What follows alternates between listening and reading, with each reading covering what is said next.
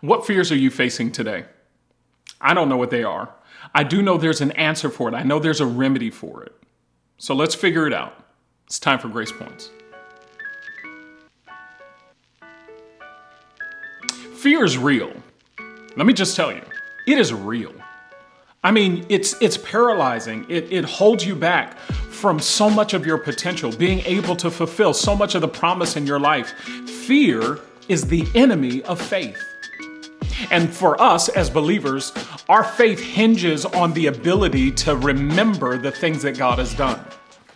I know that all of us have fears. We have fears over money, fears over family, fears over relationships and health, or grand fears, like big fears of what may happen to the planet, what's happening overseas in Ukraine, or things that may happen in our own communities. We have lots of fears that we encounter every day. I don't know what your fear is. I know that I have my own. And God has a way of dealing with that. Again, let me remind you, our faith as believers hinges on our ability to remember. And I think a lot of our fear comes from forgetfulness, and it's a vicious circle because you're afraid because you forgot what God has done, and that forgetfulness produces more fear, right? Forgetfulness makes you fearful. When we forget, we become more fearful. Genesis chapter 28 verse 16 tells the narrative of Jacob having the dream, and when Jacob awakens from his dream, Jacob says in these words, let me share it with you. When Jacob awoke from his dream, he thought, surely the Lord is in this place, and I was not aware of it. Wow. Surely the Lord is in this place, and I was not aware of it. Jacob is saying, I have been having an encounter with God all night long, and I didn't even know it. That God's presence was right here with me, and I didn't even realize it. I think the reason that we're fearful is because we don't always take note of the blessings of God. God does far more in your life than you realize. He does more in your life than you notice. We only notice the things that we're praying about, right? The things that we put at the top of our prayer list. God, I need this bill paid. I need this disease healed. I need this relationship to work out. Those big things that are at the forefront of our minds. But I need you to understand that God is doing a whole lot more behind the scenes than what you are seeing on your prayer list. That what you see is just the tip of the iceberg. There is an entire structure underneath the water that God has built for you, and you've got to be able to take notice. Our issue is that we forget the goodness of God. We don't rehearse it.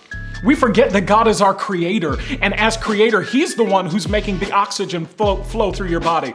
That God is our sustainer, that he's the one who's pumping your heart, that God is our provider. He's the one who opens up doors for us, that God is the one who took care of us when we went to that job we didn't like and had to drive home in crazy traffic, and we got home without an accident. That was God. When we get up every morning, put our kids in the car, drive them to school, wave goodbye, and leave them in the hands of someone we barely know for 8 hours a day, God is the one who brings our children back home safely. There's a whole list of things that we don't notice, we take for granted, and we have to remind ourselves of the words of Jacob. Surely God was here, and I didn't even notice. Maybe the reason you're fearful is because you're forgetting just how good God is in your life every day. Every single little quiet blessings. It's the quiet blessings we take for granted. So there's some things that I want you to do to combat the fear. Number one, I want you to start thanking God for the quiet blessings. The ones that you take for granted every day. The ones that you just think belong to you. I want you to start thanking him for every little thing. Number two, I want you to share a testimony today. Part of what builds our faith and bolsters our faith is our ability to share our testimony. That's what Revelation said. They overcame by the word of their testimony. You have to testify of God's goodness. And when you testify, you're encouraging someone else while reminding yourself that God is able. And then the last thing, I want you to keep a prayer journal. Keep an account, a written record of all that God does. And when fears creep in, go back to that record and just remind yourself that God is great, that he's a provider, that he's a sustainer, that he's a healer. Because when we do that, it combats the fear. When we can overcome our spiritual forgetfulness, it gives us spiritual strength.